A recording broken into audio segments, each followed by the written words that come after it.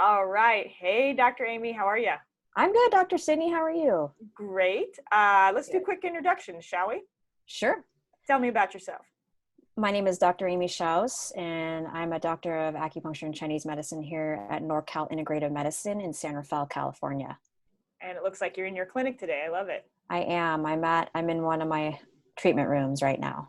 Love it. Yep. And I am Dr. Sydne Pomin. I am a chiropractor and also owner of TAM Chiropractic. And Amy and I wanted to hop on here today and talk about something we're hearing a lot of our patients say, and that is, I can't stop eating in quarantine. Are you getting that too? Yeah, I had it. Yeah, I'm hearing it. I heard it today. Eating lots of sugar. Some people are taking up baking, and that's a nice hobby, but then there's the fact that you're home alone with only a few people, so you're all eating cookies. So Yeah. I had a conversation with her about that. How about you? Yeah, I think my patients are having a bit of a shock about it because they're like, I'm not moving as much, things are slowed down, I have more time on my hands, I have no idea why I would want to eat and be hungrier. Mm-hmm. And I think the biggest thing that I've been explaining to them is that we have to understand, why are we doing this, right? Our body doesn't do this just to drive us crazy. Mm-hmm. And it's really the idea that we are, again, in a collective trauma response, and eating is a great way to access our parasympathetic nervous system, so that rest and digest nervous system, right? So I'm feeling out of control, things are crazy right now, stressing out. What's a great way to access that and calm down is eating, which is actually really, the beautiful mechanism of our human body to have that. And then there's also the cultural aspect of eating and everything like that. Yeah, so I think once patients starting to, have a little kindness with themselves, because some of my patients are like, I don't know what's happening, I just can't stop eating, and they're beating themselves up. It's like, no, let's understand why we're doing this, and then what we can do to, what tools we have to kind of to honor where we are, but to not let this completely take us out, right? Absolutely. And just kind of recognizing what is not a nutritional eating event is usually an emotional eating event. Mm-hmm. And that's okay to some degree right now, because this is it's kind of a stressful situation and an experience that we have never had in our lifetimes before. But to kind of recognize the difference between those two things. Yep, absolutely. And so at this point in time, we talked about, like, it's not really about starting a brand new lifestyle change where we're in the middle of a pandemic, right? Mm-hmm. But again, trying to give that low-hanging fruit tools to our patients so that they can have some bit of understanding and feeling a bit of control in this. And the thing that you and I have in common is our love of fasting, and especially intermittent fasting with certain windows. You want to talk a little bit more about what intermittent fasting is? Yeah, intermittent fasting, well, the proper term, and sometimes people get corrected about this, is time restricted eating. So time restricted eating is what is colloquially known as intermittent fasting, is when you pick a time frame during the day that you can eat. So we hear about these fasts of like 16-8, 14-10, 12-12. So you have an eating window of 12 hours, and then the rest of that time you fast. Fortunately, for the majority of that time, we're sleeping. But yeah, that's kind of what intermittent fasting is. I don't use the word time restricted eating just because people tend to use intermittent fasting as that term, but you'll hear that term sometimes thrown around. Gotcha. Yeah. And I love the idea of the fasting because it goes back to controlling signaling in our body, right? Mm-hmm. So what I've been telling my patients is just start with that 12-12. Give yourself a window during the day that there's 12 hours. So like 8 a.m. to 8 p.m. In that window, eat what you want. After 8 p.m. though, you're done. And you're going to try to make it until the following morning at 8 a.m. before you eat again. So that gives our body an opportunity to digest the food we're putting in it, right? Spend energy and time towards digestion. But then also, if our body doesn't have to digest all the time, we get to spend more energy on healing and helping our body clear out inflammation and all of those things, when we don't have to dedicate so much of our body's energy to digesting food because we decided to, maybe have a couple cookies also at 10:30 at night. So that's always the first step that I give people, is really starting with that 12-12 window and what an impact it can make, because you're also not getting the signaling, that insulin signaling that we've talked about, right? So that response when we have carbohydrates, insulin goes into the system, and insulin can send off all sorts of signals that will throw you off during these times.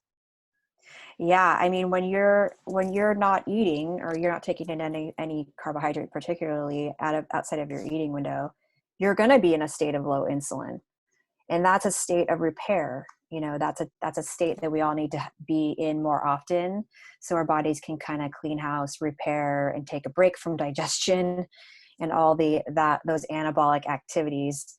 I also tell people to try to leave a 3-hour eating window, or excuse me, a fasting window before bed, because that can also really help them sleep. It's amazing how many of my patients have gotten better sleep just by doing that. And to leave that 3-hour, you can have sparkling water or herbal tea with no calories or something, but that can really help sleep. And I know right now, although we're all home and doing this lockdown, people sometimes have a hard time sleeping, and we need that sleep right now to Absolutely. be healthy. And then what I find too with an eating window, this is not about willpower. This isn't about getting through the day, big point. without, torturing yourself. It's just a built-in mechanism where you kind of have the freedom of, hey, this is my eating window, this is when I'm going to eat, and this is my fasting window, and then it's time restricted. So you just have your alarm set, or you look at the clock, and that's like a forced function, rather than relying on your own willpower. Right. Which exactly. never works. It never works. It never works. And that's with my patients that are new to fasting, that's such an important point that I make for them, because the beautiful thing about fasting is once you've done it for a while, your body starts to get to this natural rhythm, and you find that your body actually likes to be in this place. But when you first start doing this, if you're at the 10th hour or the 11th hour and your body's saying, I'm hungry, and you really check in with yourself and make sure it's not an emotionally eating event and that you are physiologically hungry, that's when you eat.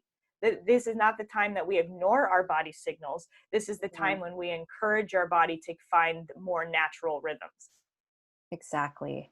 And it's fasting's so simple too, because if you get really hungry or you feel uncomfortable, you can just break your fast. Yep. And start again the next day. And I think your advice about starting with a 12-12 for people who are newer to it is good, because sometimes people start with a 16-8 where they're fasting for 16. Can't jump into it like that. Yeah. They're like, I'm starving in the morning.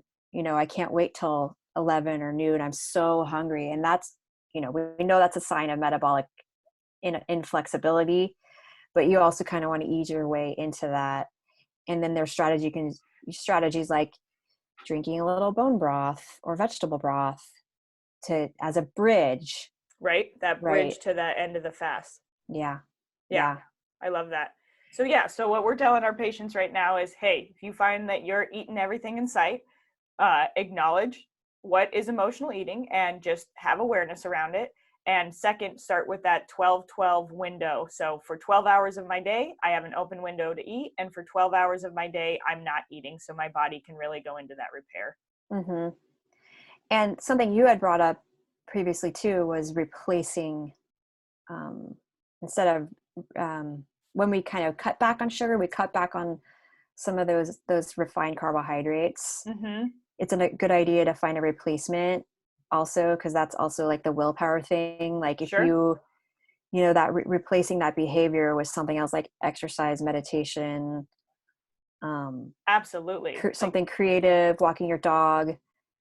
Because we have to look at the physiological hit we get, right? If we're going carbohydrate, sugar, like we get a pretty big physiological hit from that. Our body says, yes, it's going to send us some signals. That's why we feel good, right? Because it's producing neurotransmitters that are those feel good neurotransmitters. So if you want to have awareness about awareness of how you feel when you're eating these carbohydrates, and then you identify that it's that emotional aspect, finding that replacement activity, like going for a walk or doing some art or connecting with a loved one that also produce similar happy neurotransmitters. That's again another step where you get to have control over these things that feel oftentimes extremely uncontrollable. Right. Absolutely. Yeah. So it's not like you're just getting rid of something. It's not like you're using your willpower, which don't work. Right? It's more don't like work. It don't work. We all know that. Like if I'm hungry or I'm having a really strong urge or craving, I might be able to will myself out of it for a little while, but I'm eventually going to fail. So I need my own strategies, like that forced function of fasting or that replacement of behavior, right? Because, like cookies, chocolate chip cookies make you feel good. They do. But, there's no doubt about it. But a lot of other healthy activities can make you feel good too. Right. And it's the balance, right? It is a balance, and you want to take it step by step and not be hard on yourself, especially in a time like we're in now. Yeah. It's going to serve your health. Absolutely. Absolutely. And I think, now is a really good time that I want to say that if anybody out there is struggling with this stuff, that you and I are still very highly active and available in our clinics right now, doing a lot of stuff over Zoom and phone consultations. I'm getting a lot of my patients that now that they're realizing that they're home and they do have more time, wanting to dive deeper into the idea of fasting and that intermittent fasting lifestyle. So Amy, can you give information about where to find your clinic? Absolutely. I'm at norcalintegrativemedicine.com. You can reach me there on my contact page. And I also have a Facebook page, NorCal Integrative Medicine. Awesome. And we are at TAM, so it's TAM chiropractic.com. Also have a Facebook page and also have an Instagram page, which is TAM_chiropractic. And we are available on all of those channels. And now's the time to reach out, folks. We are here. We're available to support you. Yep. And if you're in a place right now where you're feeling out of control and want to make some changes, we'd be happy. I know both of us are here and available. That's right. Awesome. Thank you. Love talking to you, Dr. Amy. You too. I will catch you next time. All right. Take care, Sydney. Bye. Bye.